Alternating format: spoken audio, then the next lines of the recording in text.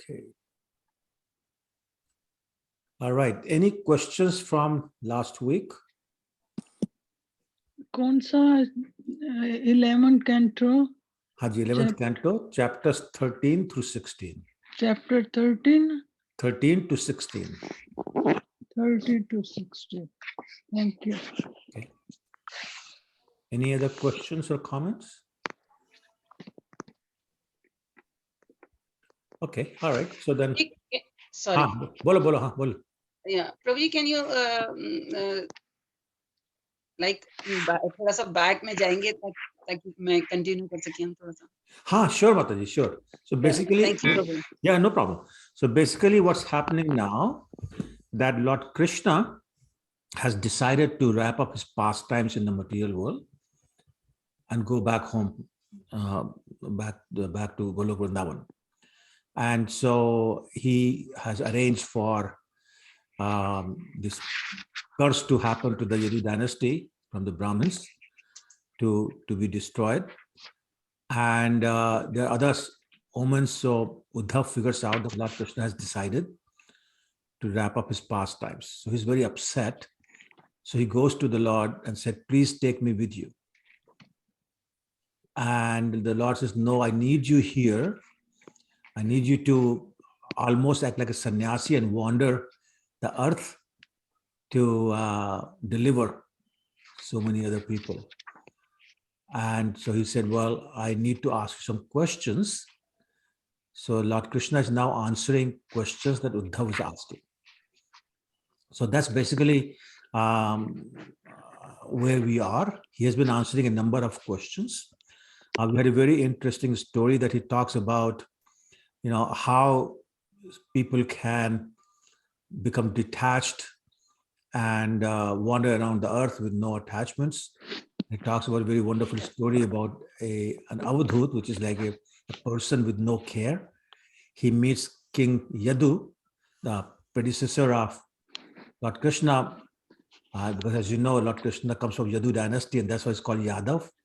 So that king, he meets this avadhut, whom he asks, how come you're so carefree? And so avadhut talks about 25 gurus he has, and gurus are like the five senses, five elements: earth, sky, water, air, and the trees, little girl, little boy, a snake, python, a spider, and so on and so forth. He talks about 25 different gurus, what he learned from them.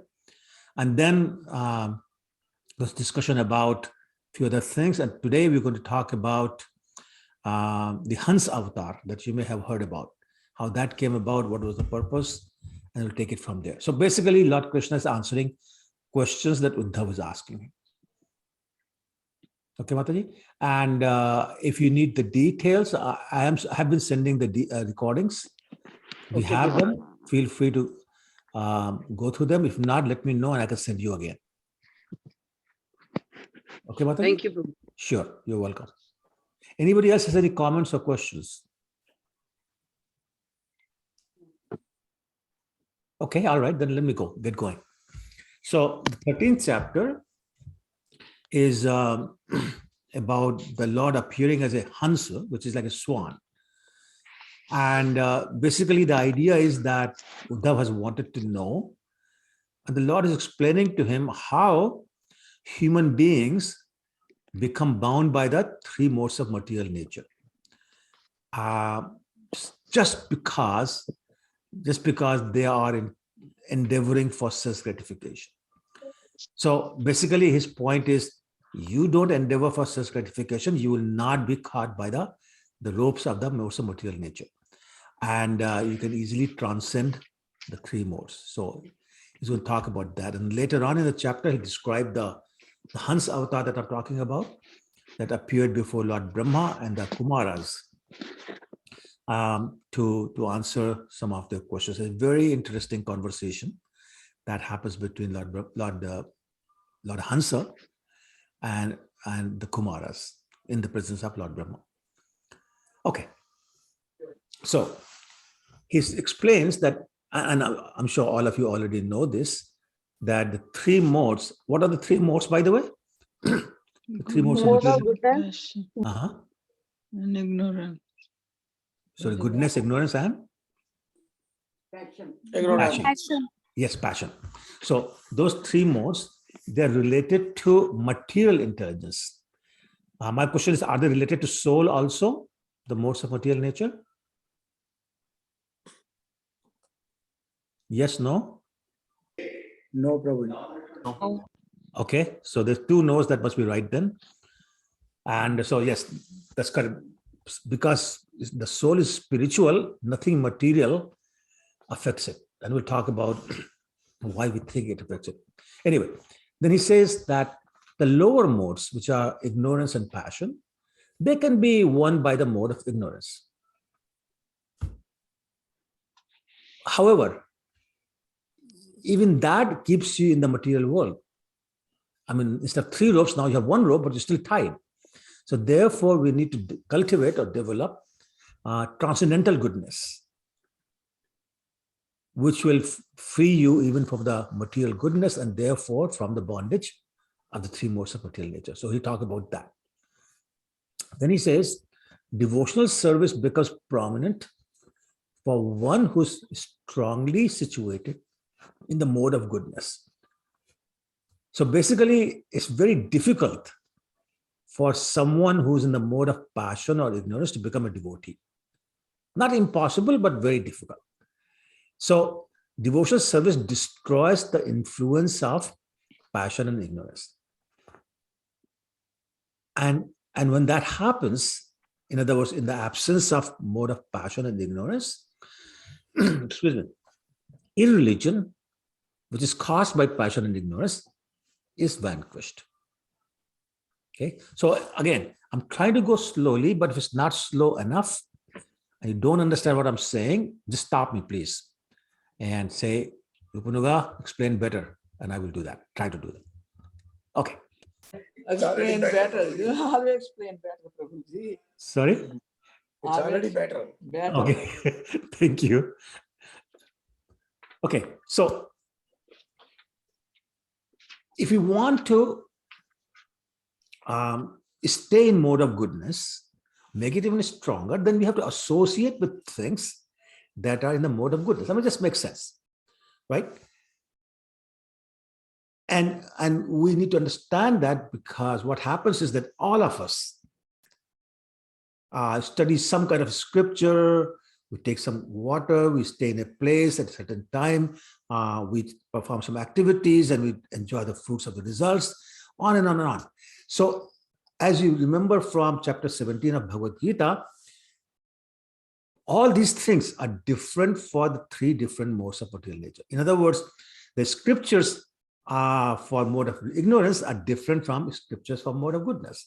Similarly, the place you stay in, or what kind of activities you perform, what kind of birth you get, like animal or otherwise, what kind of meditation you do, what kind of mantras you do, what kind of rituals you do, all those things, it depends upon what kind of mode of material nature is most prominent in you. Okay, so for example, someone in mode of goodness will drink only water that's been offered or that has been used to wash the lotus feet of a devotee of Krishna or Krishna himself.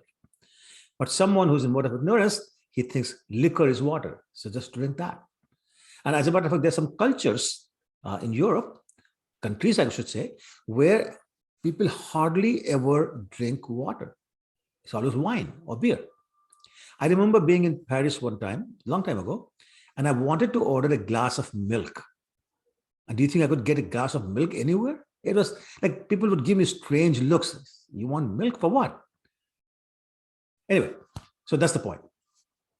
So then in terms of trying to understand how to destroy the influence of modes of material nature, he gives a very nice example. He says, in a forest, you have many trees.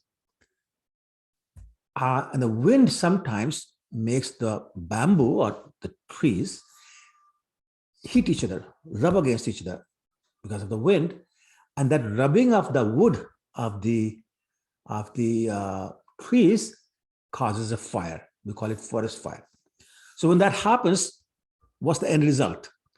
All the trees are burnt, right? And we have seen this lately. It's been really bad problems in California and other places. Even BC, some serious forest fires have been going on. So what happens? The cause of the fire was two wood pieces of two trees rubbing against each other. But when that fire happens, then what happens? Those same trees are destroyed. I want to make sure it's clear. So the trees are causing the fire, which destroys the trees, the origin of the fire. Right? Is that point clear? Okay. So I see Mataji nodding, so that means it's clear. Okay. So same way Krishna says that the interaction of the modes of material nature causes the subtle material bodies. So like, according to our activities in certain modes of material nature, we get different body in the next life. Now, if one uses that same body and same mind that he got to cultivate knowledge,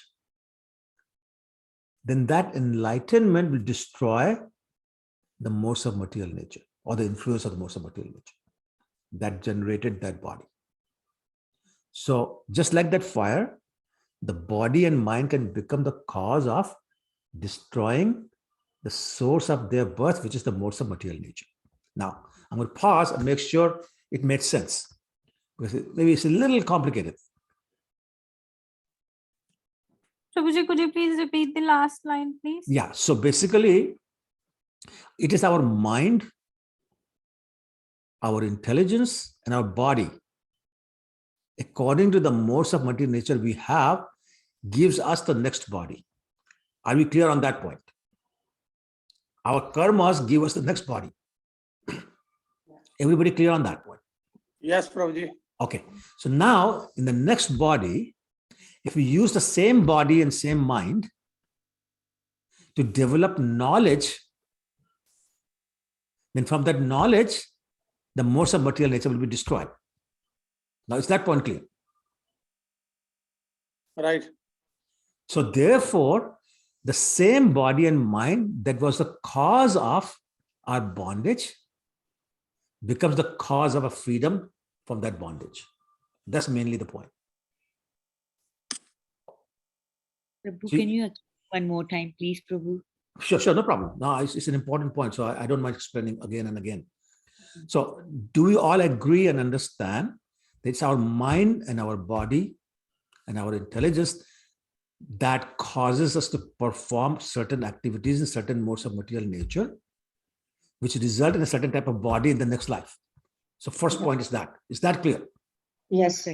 Okay. So now you got a body and a mind in the next life. Now in the next life, if you use that same body and mind that you got to gather knowledge, which will allow you to remove your ignorance and therefore the influence of modes of material nature, then you're free from the bondage. Right? If there's no Yes, more, Prabhuji. huh? Yes, Prabhuji, and I mean, you made it so simple and clear, like how we can use the same body for sense gratification. At the same time, we can use the same body to love Krishna and do the devotional service. Absolutely right. Absolutely right. That's exactly right. So Aditi Mataji, is that clear? Yes, Prabhu. Okay. Don't say yes if it's not clear. I don't mind doing it again. No, it's okay now. Yeah. Okay. All right. Okay. So because a very, very important point, and we have to remember this point because we have to apply this in our life. Okay. So Uddhav then said, my dear Krishna, well, I mean, generally human beings know this, that material life brings great future unhappiness. But still, they try to enjoy material life. So he says, how can one in knowledge act just like a dog, an ass, or a goat? And I'm going to explain what that means. But that's the question he asked. Now, does that sound very similar to in the 3rd chapter of Bhagavad Gita, what Arjuna asked? He said, knowing that this is going to cause problems, why do we still perform those activities that are going to give us problems? Does anybody remember that question? This is 335. Yeah. 335-36. Chapter 3, text 35-36, right? So he's asking basically the same question. So when I read this, I said, okay, so what's the context of dog and ass and a goat? But Prabhupada knows my mind. He said, this stupid guy, he won't understand, so let me explain. So he explains it. He says, often a dog will approach a she-dog, a female dog, for sex. But she may not be attracted to this dog, in which case she'll snarl at him, show her teeth, threaten the dog with some injury or whatever, and make him run away. But still, he tries again and again and again, just for a little bit of pleasure. He's happy to get kicked by her or bitten by her, and so on and so forth. So the point Prabhupada explains is that many times a dog risks being bit or hit by a female dog, but he tries anyway. And he said another time, many times a dog tries to steal food from someone's house at the risk of being beaten or even shot. And sometimes the dog knows I shouldn't go there because I'll get beat up or get shot, but he goes there anyway. So that's one example. And I'm going to, again, tie it all together. But I want to explain the context of dog, ass, and goat. Similarly, Prabhupada explains that an ass, same thing. He's interested in a female donkey who kicks him with her hind legs, but he keeps going anyway. Or the donkey's master, boss, usually a washerman, dhobi, he gives this donkey a handful of grass and burdens it with great amounts of, let's say, great load of clothes, and makes him walk all the way to the river. And then in the evening, puts the same load back on again and bring him home. What the donkey doesn't understand is that the grass that his boss is giving him is available free of cost. In any field, all he has to do is just walk away and he'll get that grass. But in the greed of this grass getting from his boss, he keeps on doing this work he doesn't have to do. And in the example of the goat, Prabhupada says that generally speaking, goats are raised for slaughter. And he says that the observation has been that even when the goat is being brought into a slaughterhouse, he shamelessly goes after a female goat for some sex pleasure, knowing that in a few minutes I'm going to be killed, but he doesn't want to waste the time that he still has with him. So basically the point is that at the risk of being shot, bitten, beaten, slaughtered, on and on, animals persist in their foolish self-gratification. And human beings, not all, but majority, are doing basically the same thing. They may be educated in the material sense, but they're committing themselves to such a condemned way of life where the result is going to be practically the same as the example we talked about, the dog and the ass and the cat and a goat. So basically Uddhava wants to know if by cultivating the mode of goodness, one's life will be filled with happiness. And if that is true, then why would anyone cultivate the modes of passion and ignorance? So once again, is the question clear? What is this question? What's Uddhava asking?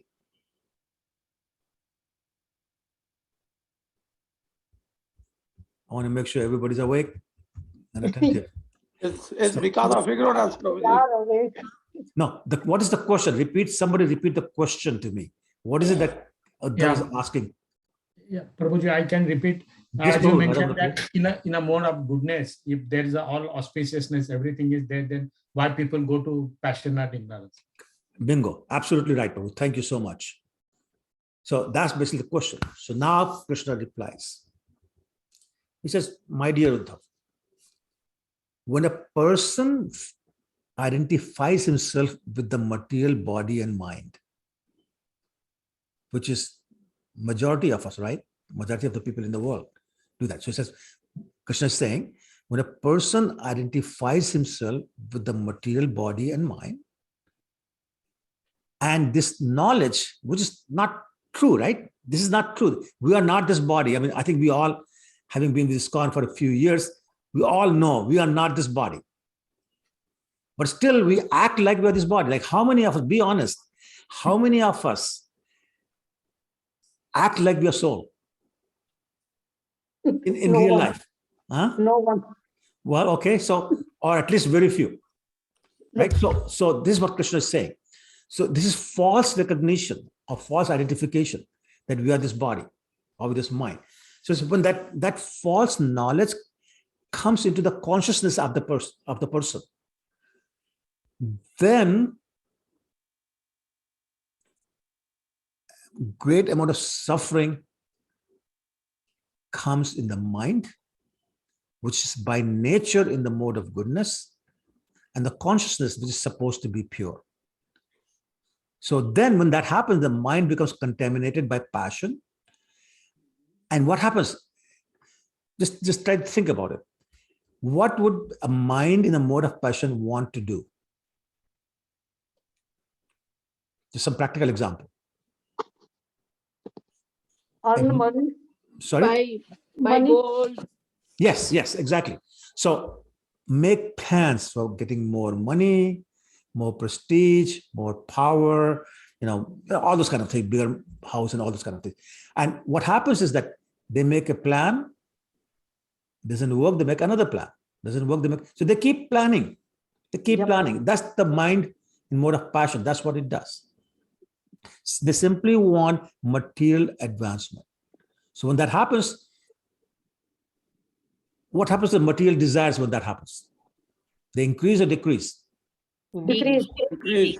Increase, yeah. They just, so much so that person is totally afflicted by material desires, like overwhelmed. Overwhelmed because they can't control themselves anymore. So Krishna is saying, one who does not control the material senses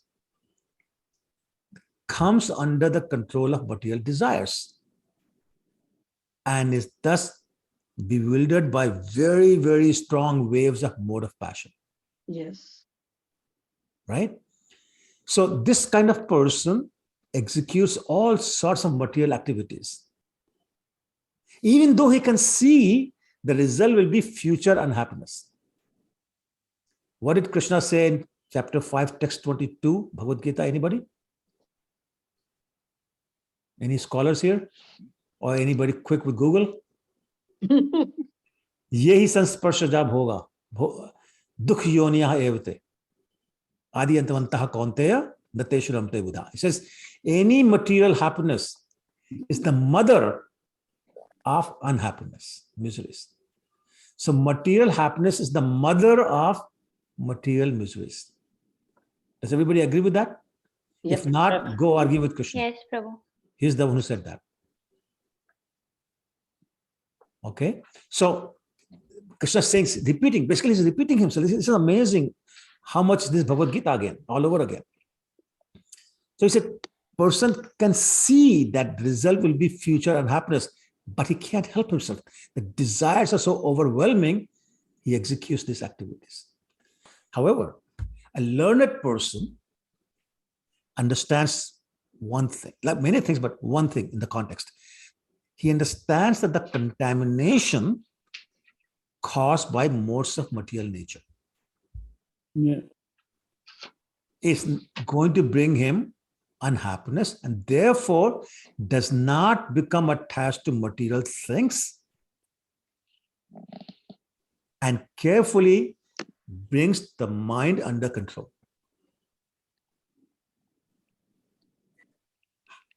And Krishna says the only way, if not just the best way, to control your mind is to fix it on Krishna. But when? 5 minutes a day, 10 minutes a day? He says, no. Fix it all the time, at dawn, at noon, at sunset.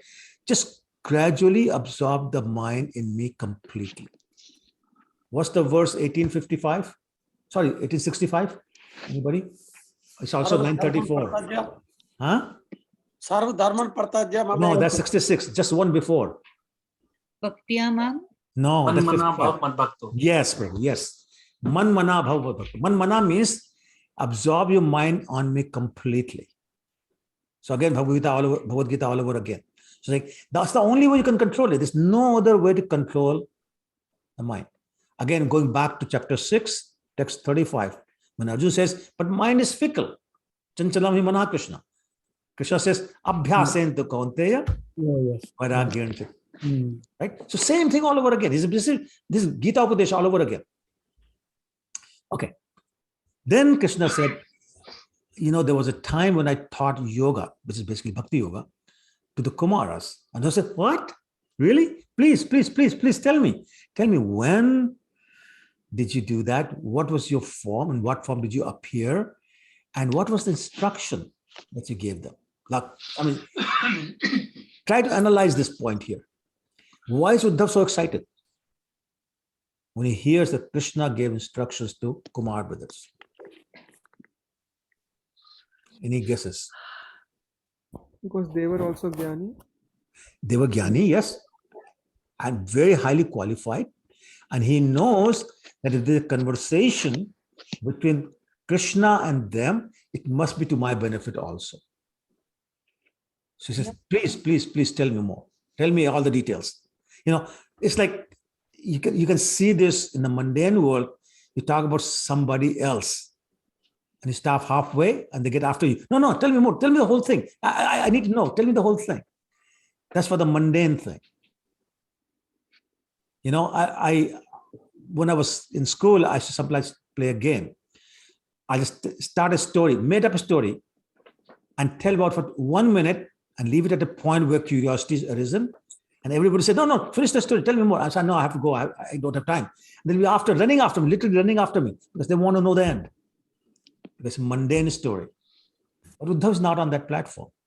So he knows something very beneficial, very interesting. He wants to know. So he's saying, please tell me exactly what you talked about. What was your form when you did that? What was the question? He wants to know everything. So then Lord Krishna said, no, settle down, Uddhav. I'm going to tell you. He says, once the Kumaras went to their father. Who was their father? Brahmaji. Brahmaji. Yes. So they went to their father and inquired from him, what is the supreme goal of yoga? Okay, question is clear. What is the supreme goal of yoga? So why the word supreme? Well, there's other goals of yoga also. Ability to control your mind, ability to have breathing control, ability to obtain 8 different mystic perfections, so on and so forth. But they're not the supreme goal. So Kumaras being Kumaras, not interested in other goals. You want to know the supreme goal. And that's why Uddhav is also interesting, because he knows the question would be proper. Okay. So now, the Kumaras are talking to Brahma. Okay, this is why Bhagavatam is so interesting. If you go back to the beginning, Suta Goswami is talking to the sages about Shukadeva Goswami talking to Mahaparishad. About, in this context, Uddhava talking to Lord Krishna, who's talking about Kumaras talking to Lord Brahma. That's the whole Bhagavatam is.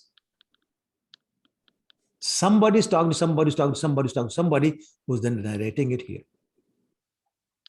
Okay? Anyway, so they said, my dear father, people's minds are naturally attracted to material sense objects. Does everyone agree? Generally speaking, people are attracted to that. And similarly, the sense objects. Everybody understands what sense objects are? Give me an example of a sense object. Ears. No.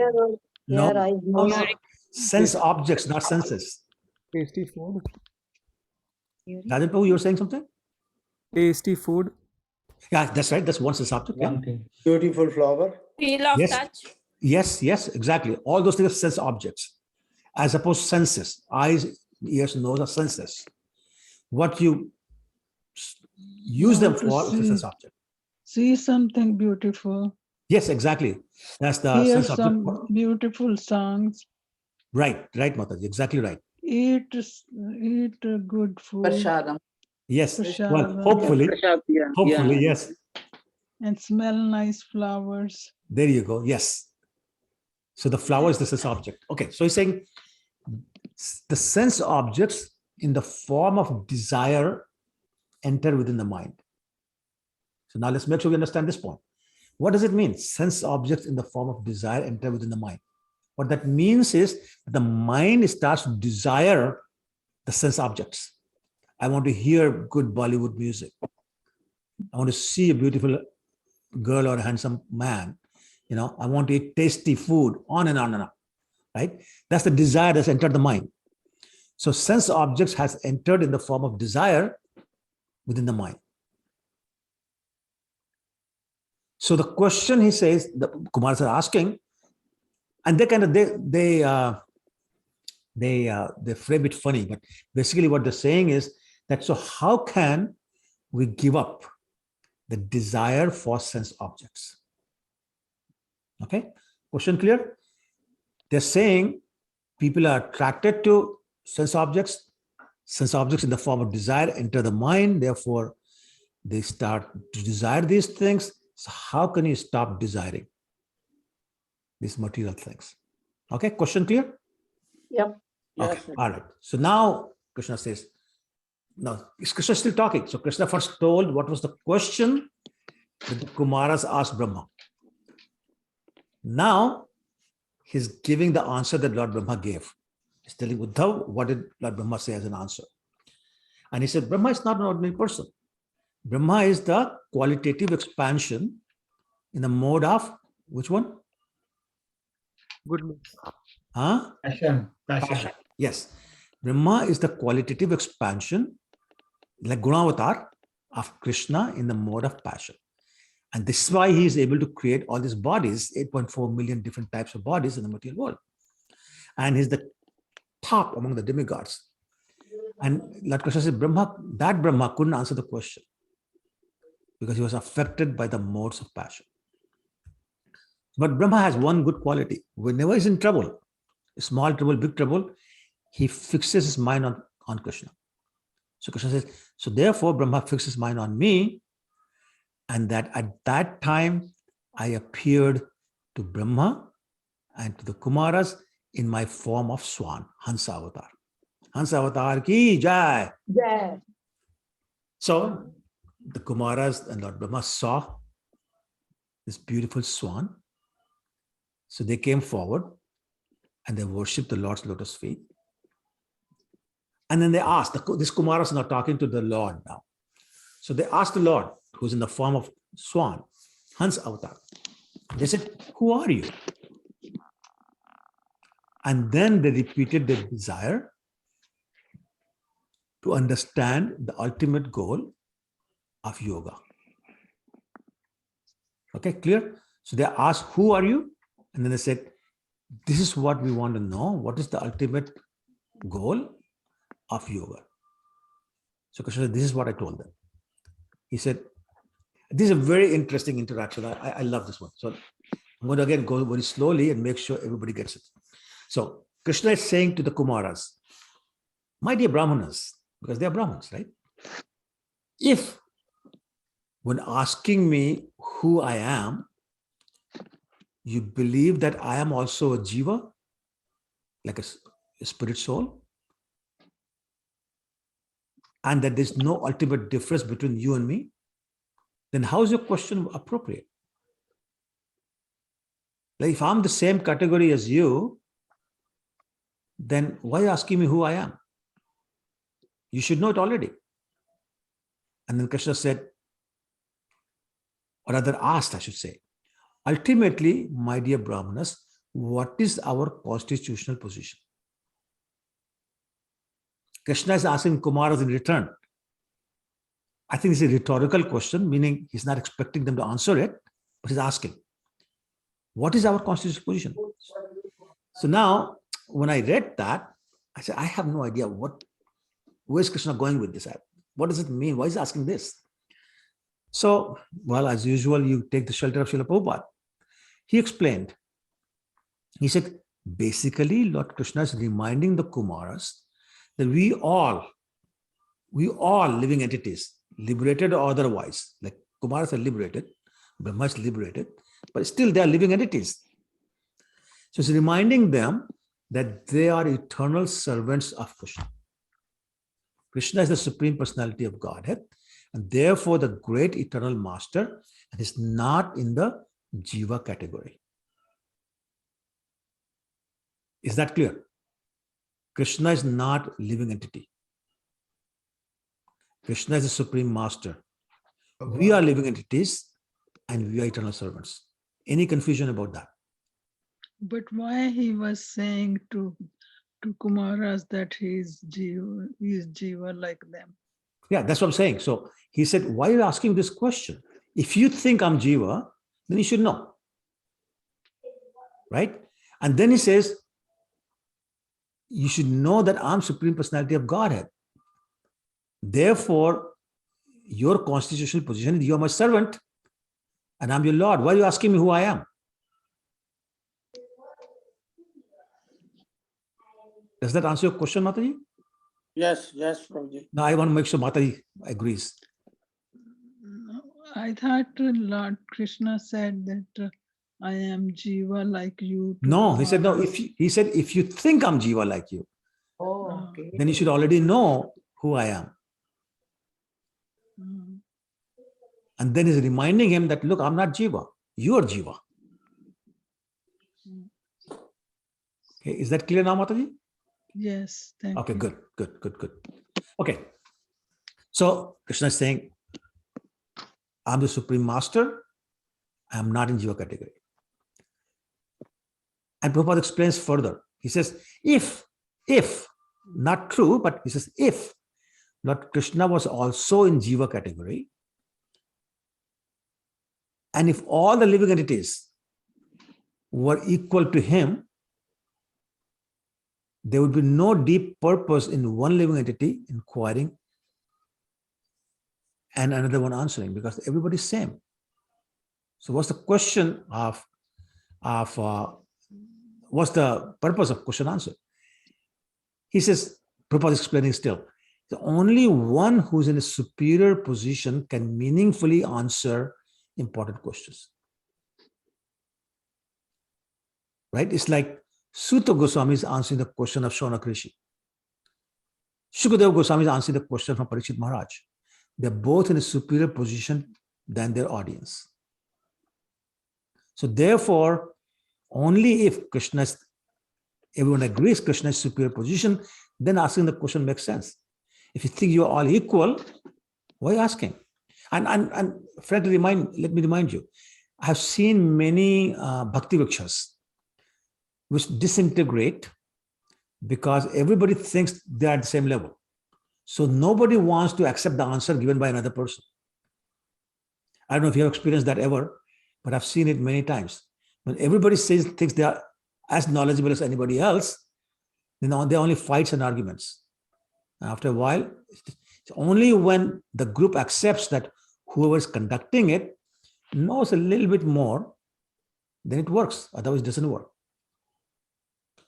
I don't know if you experienced that or not. Okay, all right.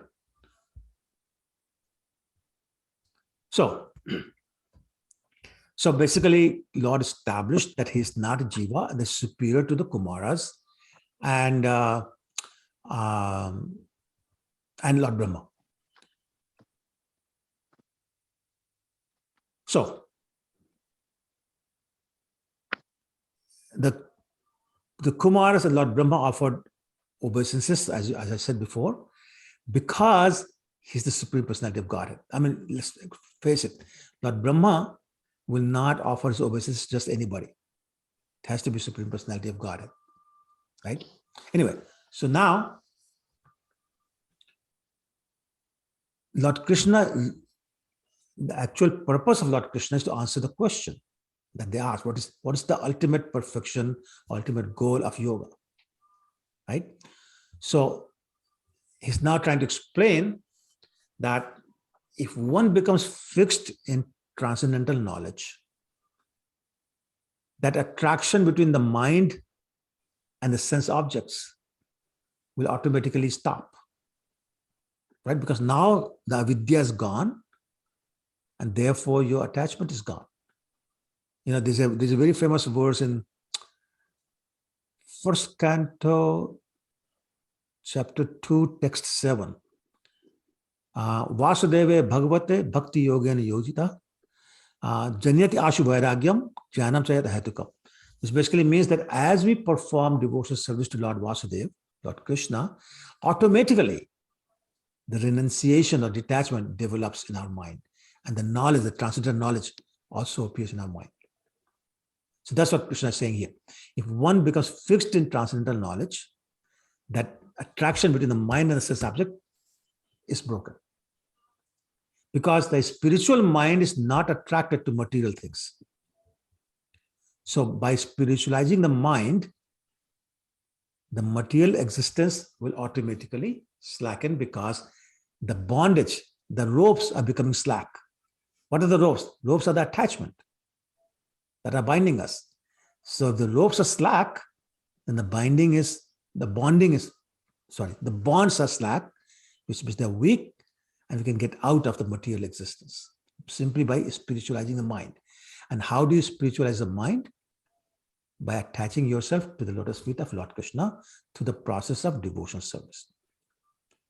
So basically, by questioning the propriety of the question, who are you? The Lord simply wants to ensure they understand that the Lord is the spiritual master and therefore superior to them, and that he's in a position to give them valuable instruction. So that was the reason for him asking this rhetorical question. Sorry, answer. Okay. But Lord still continued. He says, if by asking me, who are you, you're referring to to the material body, then I must point out that material bodies are constituted of 5 gross elements. What are they? Earth, air, fire, Ether. earth, air, fire, water, and sky. Sky, ether, yeah, correct. Thank you. So Krishna says the body is constituted of 5 gross elements. Therefore, you should have asked me, who are you 5? Why are you saying who are you, period? Because my body, in your opinion, would be constituted of 5 elements. And especially if you think all the bodies are ultimately same, being constituted essentially of the same elements, then your question is still meaningless, because there's no purpose in distinguishing one body from the other. They are the same. So he says, it appears to me that in asking my identity, you're merely speaking words without any real meaning or purpose. He's basically saying, that's a bad question, guys. Bad question. You know? So in his way, he's saying that not a very good question. Be smart. Ask me intelligent questions. So then he says, my dear sons, now he's becoming affectionate. The mind has a natural proclivity to enter into the material sense objects. In other words, mind is naturally attracted to sense objects, material sense objects. Similarly, sense objects enter into the mind as desires. But understand that the mind and the material sense objects, they're merely designations to cover the spirit soul. The spirit soul is spiritual because it is part and parcel of me. What does chapter 15, text 7 say? Mameva ansho jivaloke, jiva bhuta sanatana. So it says, living entity is part and parcel. That means it's spiritual also, because it's got all my qualities.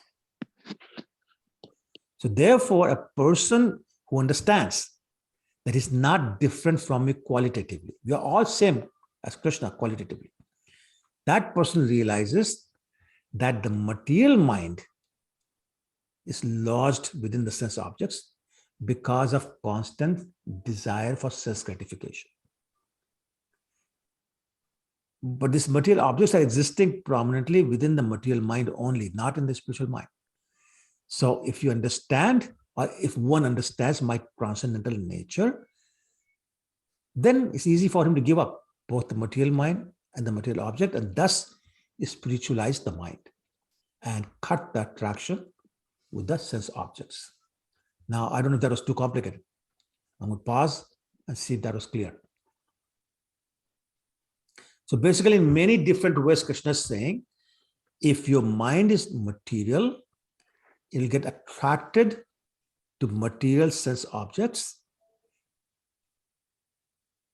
and you'll have material desires for those sense objects. If, on the other hand, if your mind is spiritualized by fixing it on the lotus feet of Krishna through the process of devotional service, then that attraction for the material objects will be gone. Therefore, the material desires will be gone, and therefore, the bondage of the modes of material nature will be gone. The three ropes will be cut. Yes, no, clear? Unclear, Yes. Marie? Clear. Okay, good. Thank you. Okay, all right. Now it gets really complex. So I'm wondering if I should even go. Has it been too difficult? Because the next part is going to be a little more difficult. Has it been too difficult? Then I'm going to just skip it. No, Prabhuji, please continue. Yeah. Continue, Prabhuji. I think slowly you are dismantling. No, that's good. Okay, so I will do that on one condition, that if you don't understand, keep asking me to repeat it. So don't be shy. If you have to ask me 10 times, ask me 10 times, because these are really very important concepts. Yes, And Pitashri, can you repeat it again, please? these are very difficult concepts, and I therefore, know. But we are all material things, so many things I don't know. It's sometimes I am so upset. I don't know everybody's okay, but I am so upset sometimes. I need spiritual things, but sometimes I don't know. My mind is gone somewhere, this one and that one. you're too humble. I think you are one of the more elevated devotees that I don't I know. know of. Yeah, and all the service that you're doing and your attitude. And I agree, Prabhu. yes, I Madhuri. agree. Yes, so there you go. At least 2 votes for you.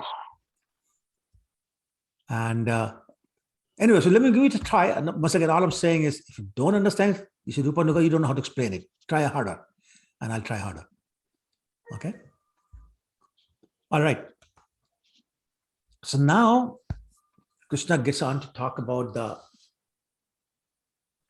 3 functions of intelligence caused by the modes of material nature. Basically, he's using the word functions, but you could use the word state for the same thing. And those states are waking, sleeping, and deep sleep. I hope you have heard these terms before. So waking or wakefulness is born from the mode of goodness. Sleeping, when you are having dreams, is in the mode of passion. And deep sleep, where there are no dreams, is in the mode of ignorance. Okay? So the 3 states correspond to each of the 3 modes of material nature. When you're awake, that means you're mode of goodness. When you're sleeping, you're either in mode of passion or ignorance. That's why Lord Chaitanya has sung a very beautiful song. Who can guess that song? He's telling us to wake up. Oh, jago, jiva, jago. Yes, that's right. Jeev jago, gora chand bole. So, anyway, a Krishna conscious soul within the body. Now, let's talk about the soul, not the body. A Krishna conscious soul within the body is not in any of these 3 states. Rather, it acts as a witness to what state is being used at this time. And a Krishna conscious soul has no attraction for material things, nor does it have the material mind. So within Krishna consciousness, in Krishna consciousness, the mind is spiritualized. And the sense objects hold no attraction. That is why, the famous story about Sanatana Goswami having thrown the touchstone in a pail of garbage. Right? No attraction. It is touchstone, so what? He doesn't care. Okay. Another point. What's false ego again? Define false ego for me, somebody. Just one line definition. That we are the we rule, we are earning and all, it's not Right. the supreme. Yeah, so we are the body. False ego basically means we are this body. Right? True ego means no, we're not this body, we're spirit soul. Right? Because we have ego anyway. But true ego is I'm a spirit soul. False ego is I'm this body. So Krishna is saying that the false ego is what puts us in bondage. Do you see why? If you think that this body will act for self-gratification, this is what brings the bondage. But interesting thing is that that's exactly the opposite of what a person really wants. Person wants freedom. But that false ego, the identification with the body, which results in the desire for self-gratification, causes bondage. Is that point clear? You're getting opposite of what you really want because of false ego. Is that clear? Yep. Yes, Prabhuji. Okay, all right. So therefore, Sorry, Prabhuji, can you please repeat? yes, so when you identify with the body, what do you want to do? You want sense enjoyment because senses are what body is, right? What is body? The definition of body is the support system for our senses. Because imagine if there was no body, you see 2 ears, 2 eyes, nose and mouth just hanging around in the air. Nothing holding them. They look kind of weird, right? So Krishna said, okay, don't be so weird. Here's the body.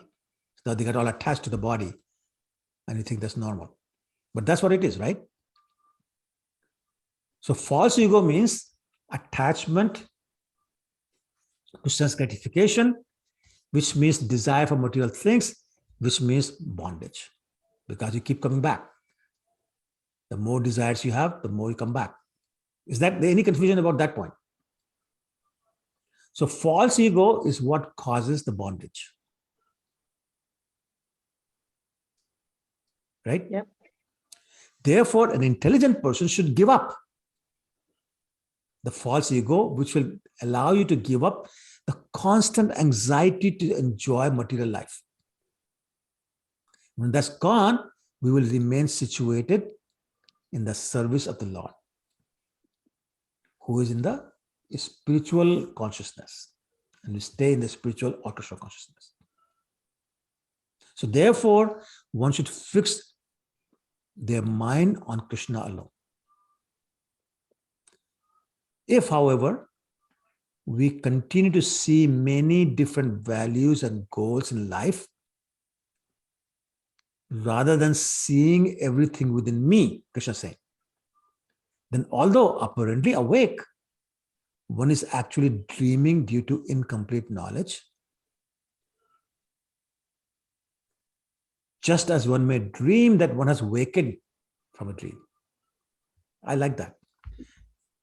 Sometimes in the dream, we think we are awake. Right? And Krishna is saying, a person who sees things outside of me is like the person who's dreaming that he's awake and doing things. Now, is that clear? Can you relate to that? Have you ever had dreams? You're doing something. You're running, you're eating, you're enjoying. You think you're awake and doing things, but you're dreaming. Right? Similarly, a person who thinks this existence outside of Krishna, like the person who's dreaming that he's awake.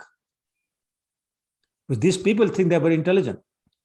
And they'll give you all sorts of theories, but they actually sleep. Ignorance. Yes, no? Yes, Prabhuji. Very nice and all. Yeah. Good. I'm glad. Okay. So trying to think. Yeah, so basically he's saying that therefore you should fix your mind on me alone, not other things. Which reminds me of 2 verses from Bhagavad Gita again, chapter 2, text 41, I think it is, which says, Vyavsayatmika buddhya kuru ekaho kuru nandana bhaushakhai anantascha buddhyo avyavisayina. It says that your intelligence should be one focused, and which is on what? On me. Because if you don't, then it'll be going in all directions. And then 244 says, Bhogashwar prasaktana taya aparhat chetsa vyavsayatmika buddhi samadhana buddhiyate. It says, those people who are too attracted to the sense enjoyment, Bhogashwar prasaktana, they are attached to their enjoyment. For them, vyavsayatmika buddhi, which means the one-pointed focus on Krishna, does not come. So Krishna is repeating again, same thing. Saying, you got to fix your mind on me alone, nothing else. If you don't, then it's like you think you're awake, but you're actually dreaming. In other words, in a mode of passion or ignorance. That'll keep the bondage there. You stay in bondage. And you express other. That's like in a dream, we imagine we're doing all sorts of things. And we're getting rewarded for our activities, And that's what you're doing if you think this existence separate from you or away from you. So again, just repeating it. So is that one clear? If you think anything exists outside of Krishna, you're dreaming. Right? That's the bottom line. Is the bottom line clear? If you think anything exists outside of Krishna, then in a dream. You're not real. Yep. Okay? All right. Hare Krishna, Pitashri. Haji. Pitashri, very hard for really, just very simple. What is the simplest way to control the mind? This is very, very hard in material world, Pitashri. Because we are not spiritual. We are material things too. Yeah. So later on, Krishna will talk about the concept of Yukta Vairagya. Which means how do you live in the material world, deal with material things, and still maintain your Krishna consciousness. Okay. So if you recall, and I can answer just now, if you recall from Nectar of Devotion, again, a very, very famous verse, Anasaktasya Vishayan Yatharaham Upiyunjata. Nirbandha Krishna Sambandhe Yuktam Vairagyam Uchite. Saying you deal with things without becoming attached to them. So, for example, Srila Prabhupada used to say, I got no problem with money. You want to give me money? Give me money. I just use it for Krishna. I got no problem with technology. You want to give me new technology? Give it to me. I'll use it for Krishna. He says, as long as you use it for Krishna, nothing wrong with that. So it's the same material things become spiritualized. The typewriter, the dictaphone, the train travel, the airplane travel, the car travel. Srila Prabhupada did all that. He got millions of dollars, but not a penny for himself. He didn't use technology for himself, right? He said, you want to put me in Rolls Royce? I got no problem with that. You got to put me in old beat up Volkswagen? I got no problem with that either. That's Yukti Vairagya. And that's what we have to learn. And the only way we can learn that is what Krishna has already told us. How do you not become attached to material things? How do you not become attached to your money, to your power, to your fame, to your property, your children, your family? How do you not do that? You do that by becoming attached to Krishna through the process of devotional service. That's the bottom line. Krishna is trying to explain in many different ways, so something will stick. See, a lot of times in Bhagavatam, you see, same point is explained in 9 different ways. Because one of them might stick to different people. And that's what's happening here. But the bottom line is just that. You become attached to my lotus feet, man mana bhava bhakto. Everything else will go away. And then he gives the process. Madhyaji mam namaskur and all those are processes. But the point is man mana. And that's what he's talking about here. You fix your mind upon me, and rest will just come. But he's just explaining in many different ways. But the bottom line is that. So if you can't remember anything today, just remember this. If I keep serving Krishna, one day I will become unattached. Not detached, unattached. Thank you, Pitashri. Try welcome. my best. Well, we're all trying. You're further ahead, trust me. But we all try. Thank you. Sir. Sure. Thank you. Okay. Now, Krishna makes another very good point. When we are awake, how do we enjoy the sense objects? Anybody? How do you enjoy sense objects?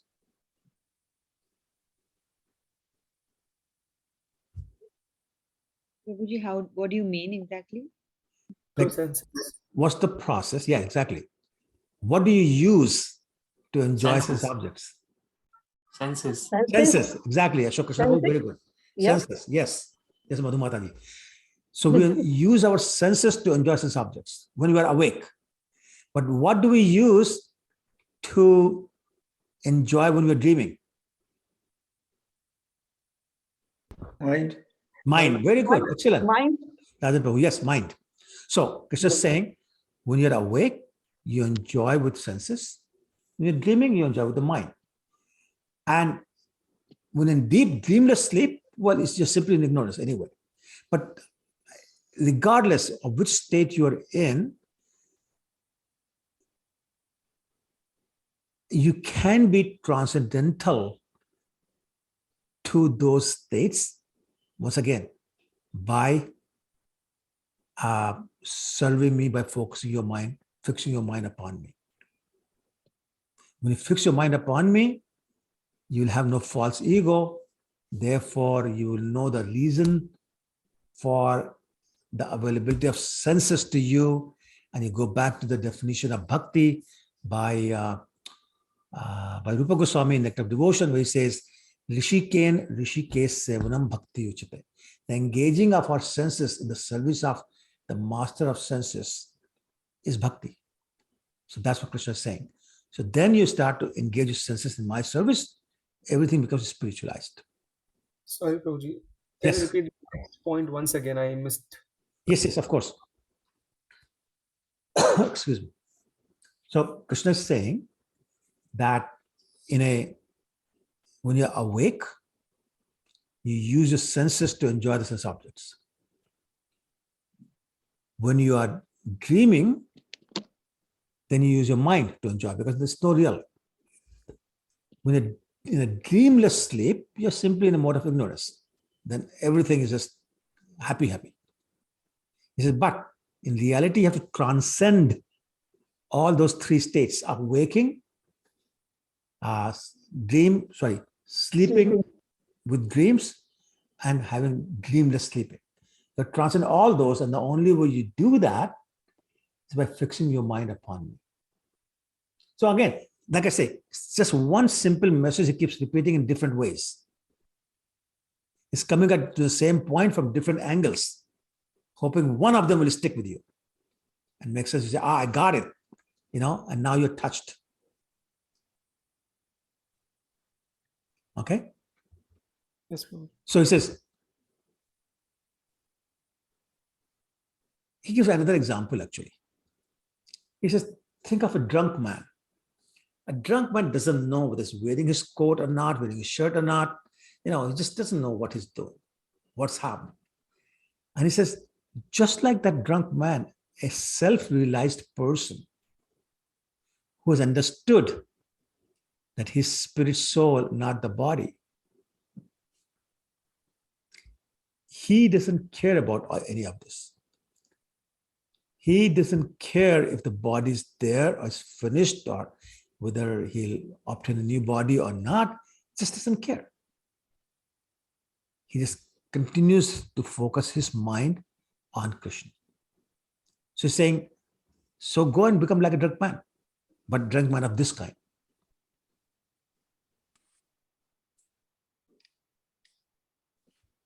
So he says, so therefore, my dear boys, understand that your spirit, which is different from matter, Ashtanga Yoga links you with the Supreme Personality of Godhead. And please understand that I am that Supreme Personality of Godhead. And I've appeared in front of you to explain to you your religious duties. He said, you should know that I'm the goal of all yogas. I'm the goal of all religious principles. So basically the answer, the one-line answer to the question, what's the ultimate goal of yoga? Is to get the shelter of Lord Krishna. So in all this roundabout way, Krishna explains this. And then he says to Uddhav, this remove the doubts of the Kumaras. They worship me with great love and devotion. And then I return to my own abode. Phew. That's just one chapter, chapter 13. So I'm going to pause here again and see if you have appetite for more punishment. Yeah, Prabhuji, I have just one question. Any significance of a Lord appearing as a Hamsa? Because many of the avatars, fish and all, there was some, connection and something. But why as a Hamsa? Yeah, so Prabhu, actually, Hansas are supposed to be compared to yogis. How does a Hansa stand? They stand very quietly. Sorry, Mataji? Yeah, very quiet and calm. Very calm, very peaceful. And they have one ability, wonderful ability. If you give them, He can stand on one leg. that's also true. But if you give them a mixture of milk and water, He can separate the two. they'll drink the milk, leave the water. Separate the milk from the water. Correct. So they'll drink the milk and leave the water. Yeah. Similarly, the yogis are able to get the real knowledge from the hodgepodge of all sorts of knowledge. They leave material things behind. Yes. And they accept the spiritual thing. And that's how the Yukti Vairagya happens. So Krishna is coming in that form to signify these things. A yogi, a transcendentalist, a person in a position to explain the spiritual matters, and a person who can discriminate between what is spiritual, what is material, which is the Sankhya Yoga. So basically that's the purpose. Yeah, thank you. Yeah. Okay. Any other questions or comments? Thank you, Prabhuji. Very, very, very beautifully explained. Thank you, Rajan Prabhu. I'm able to grasp a little bit of it. Thanks to you. Good. I will admit to you, I was very confused whether I should just skip this chapter or go into detail or just give only half the details. I just wasn't sure. And then I said, I'll take a chance. These are all very intelligent people. It's my inability to explain, maybe there'll be a problem, but otherwise they will understand, at least as much as I did. I mean, I don't understand it fully either. Not like you, but let me complete it. Thank you. I won't stop. Hare Krishna, Pitachari, it's very good class, but just little bit serious for me. Sorry, what's that? It's very good class, very good, really. But just little bit serious class. I don't know, it's hard for me, Pitachari, really. Well, it is hard. It is hard. It is serious. And that's what my struggle was, because, I mean, let's face it, it's a weeknight. People work, they're tired, and you give them something this heavy, it's not easy. And that's why I was thinking maybe I should just skip, because, you stay with the stories and some interesting things, then people can pay attention. This is hard, I agree. And that's why I was struggling whether to do this or not. Then I felt, but we leave it one day, definitely we are successful. Sorry, say again? Definitely one day we are successful. Yes, absolutely right. Absolutely right. Success means we'll go home back to Godhead. So one day we all will. Yes. With your blessing. I don't know about my blessing. I'll be going after you.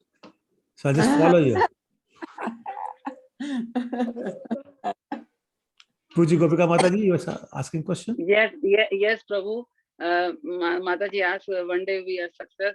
In my, like my example, I'm not very sure that Prabhuji, Guru Maharaj give me the name, but it's a success.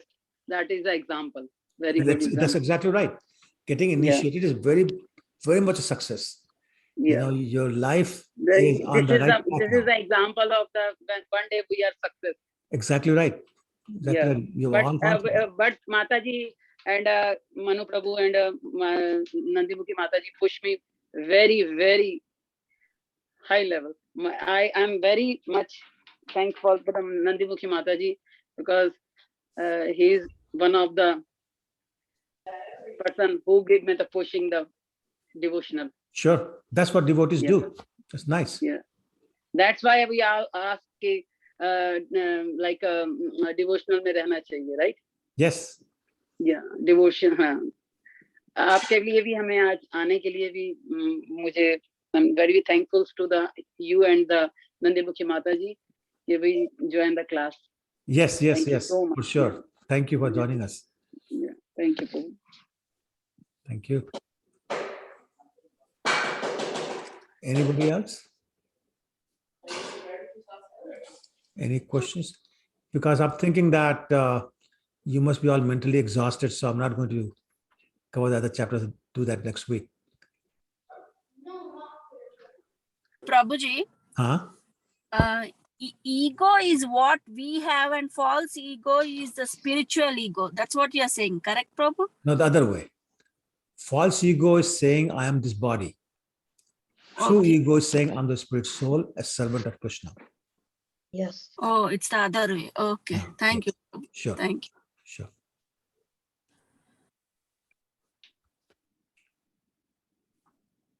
Anyone else? If you can still continue for 11 more minutes at least. I can. I just wasn't sure if you're too exhausted to take any more. I mean, if you all want, no, I'm fine. I'm fine. It's a question of are you willing to hear start more? Something? It's just 11 minutes or 10 minutes more. Okay, Nandkumar, you want to say something? Yeah, Prabhuji, Hare Krishna, Prabhuji. Hare Krishna. So, yeah, like my comment or question is, so all these, okay, my concern actually is, I have to wait only for, like, I have to wait for every Thursday to listen to this, or like to every time remind me that, okay, I have to be on this path. So only for today, like maybe for few more hours, I will be in this mode. But tomorrow when I wake up, I forget everything. So, I mean, how do we keep ourselves on track? Yeah, Prabhu, excellent question. And we all struggle with this. You're not alone, Prabhu, trust me. Whether we go to the temple and we leave the temple, whether we go to a class and leave the class, immediately Maya just catches us. And it's the unfortunate truth of our life. And that's why we keep coming back. So Krishna did give us a solution in chapter 7, text 14 of Bhagavad Gita. Devi esha gunumai mam maya duratya mamev je prapadyante maya etantarante. So maya je prapadyante. That's the only solution. Like every question ends up in that one point. Surrender to Krishna. Fix your mind on Krishna. And Krishna has given a process. Like if you go back to chapter 12 of Bhagavad Gita, and I'm sorry I'm referring so much Bhagavad Gita today, but chapter 12 is an amazing chapter. It's called Bhakti Yoga. And there Krishna says, Arjun, fix your mind upon me. And then he says, but I know you can't. So if you can't do that, perform devotional service. And he says, if you can't even do that, then you work for me. As if you can't even do that, then offer the results of your work to me. If you can't even do that, just develop some knowledge, Baba. Kuch to karo. Right? And that's where we are. It's very difficult for us to completely surrender. It's very difficult for us to totally focus our mind 24/7 onto the lotus feet of Krishna. It's very difficult for us to perform devotional service.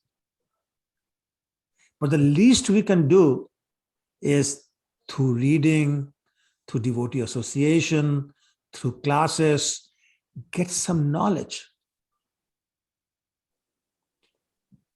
The more we internalize the knowledge. So, Prabhu, the two words, knowledge and realization. Would somebody like to explain to me the difference between knowledge and realization? So everybody gets it. I'm sorry? I have an analogy. Oh, go ahead, please, Rajan Prabhu. So, doctors, they know, they have knowledge that smoking kills, but most of the cigarettes are had by doctors when they are learning this during their college days. Oh, is that right? Okay. Good statistics. So basically he's saying we know it, but we don't follow it. We don't apply it in our life. So realization is the application of the knowledge in our life. That's when you read. Otherwise, just knowledge from the book. Yeah, you can go and preach, but you don't practice it. So the purpose of devotee association is to look at things from different angles until it becomes so simple and clear in our mind that you say, okay, I can do that. I can apply it. Or something hits you. So I'll give you a very personal example. There was a time when I was smoking cigarettes. And one time when my eldest daughter was 3 years old, there were some cigarette stubs on the ashtray.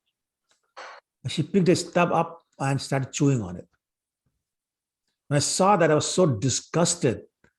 That's the day I said, I'm not smoking anymore. And I stopped smoking. So what happened? Something touched my heart, said, this is wrong. This is not good.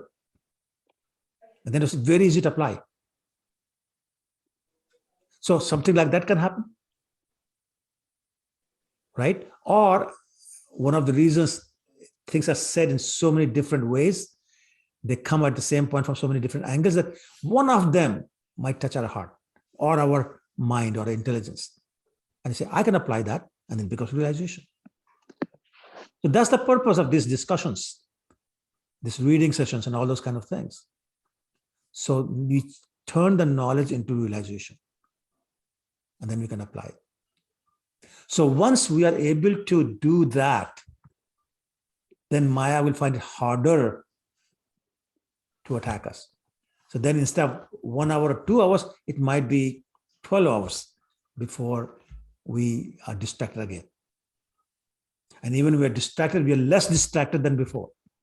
And that's basically what happens. We are all of us on this call are at a point where we're distracted, but just a little bit less distracted than we used to be 10 years ago. The things that we were doing 10 years ago, we're not doing anymore. And I'll just give you one example. I mean, this was like 40 years ago that I was smoking. But my point is that there was a time when I was doing that. I'm not doing that anymore. So same thing. Okay. Does that address the point you were making, Bro? Yes, yes, for sure. Good. Thank you. Thank you so much. Welcome. Anybody else in the next 4 minutes? Or the remaining 4 minutes, I should say.